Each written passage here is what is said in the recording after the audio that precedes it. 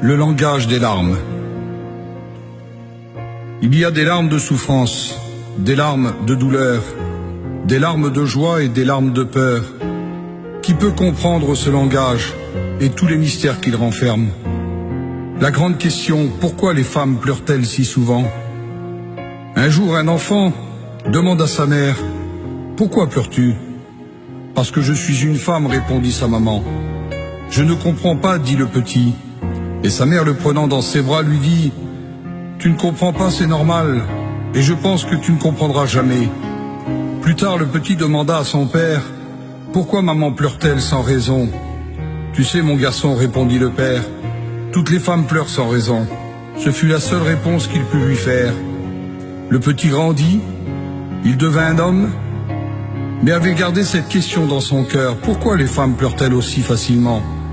Finalement, il demanda à Dieu, et Dieu lui répondit, « Lorsque j'ai créé la femme, elle devait être spéciale. Alors j'ai fait ses épaules assez larges pour recevoir toutes sortes d'accusations, mais assez douces pour être confortable. Je lui ai donné de la force pour endurer les naissances, et aussi le rejet qui vient souvent des enfants lorsqu'ils grandissent. Je lui ai donné de la volonté pour lui permettre de continuer quand tout le monde l'abandonne, et aussi de prendre soin de sa famille malgré la maladie et la fatigue, sans se plaindre. Je lui ai donné de la sensibilité pour aimer ses enfants dans n'importe quelle circonstance, même lorsqu'ils la déçoivent et qu'ils la blessent. Je lui ai donné de supporter son mari dans ses défauts. Je l'ai formé d'une de ses côtes pour être aimé de lui. Je lui ai donné de la sagesse de comprendre qu'un bon mari ne blesse jamais sa femme. Simplement, il teste sa force et sa fidélité pour demeurer à ses côtés sans faiblir. Et finalement, je lui ai donné une larme à verser. Cela est pour son usage personnel lorsqu'elle le juge bon.